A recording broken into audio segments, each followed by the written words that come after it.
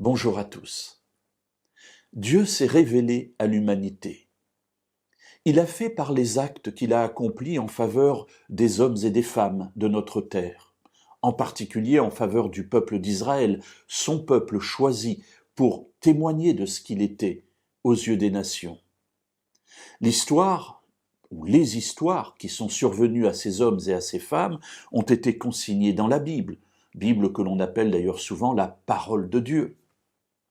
Et puis Dieu s'est révélé en venant lui-même sur notre terre, quelque chose d'extraordinaire, la venue de Jésus, du Fils de Dieu, Dieu qui se révèle lui-même par sa présence parmi nous.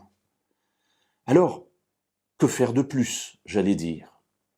Jésus lui-même, dans ses rapports avec ses contemporains, s'est heurté parfois à des personnes qui ne le comprenaient pas, qui ne voyaient pas ce qu'il était, qui n'arrivaient pas à percevoir la présence divine au milieu d'eux. Alors j'ai eu l'occasion tout au long de mon ministère de rencontrer aussi des personnes qui parfois me disaient « mais Dieu ne se révèle pas à moi ». J'ai demandé, je suis prêt à croire. Je dis Seigneur, voilà, aide-moi à croire, mais rien ne se passe.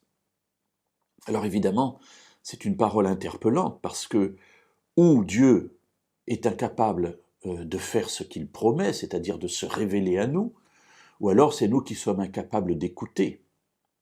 Alors voyons un épisode de la vie de Jésus où il s'est confronté à cela. Nous nous trouvons dans l'Évangile selon Jean, au chapitre 8 et au verset 43. Alors on lira d'autres passages, mais d'abord le verset 43. Jésus est en train de parler, donc avec une foule, et voilà tout d'un coup ce qu'il dit. « Pourquoi ne comprenez-vous pas mon langage ?» Question. Mais comment ça se fait que vous ne compreniez pas ce que je suis en train de dire?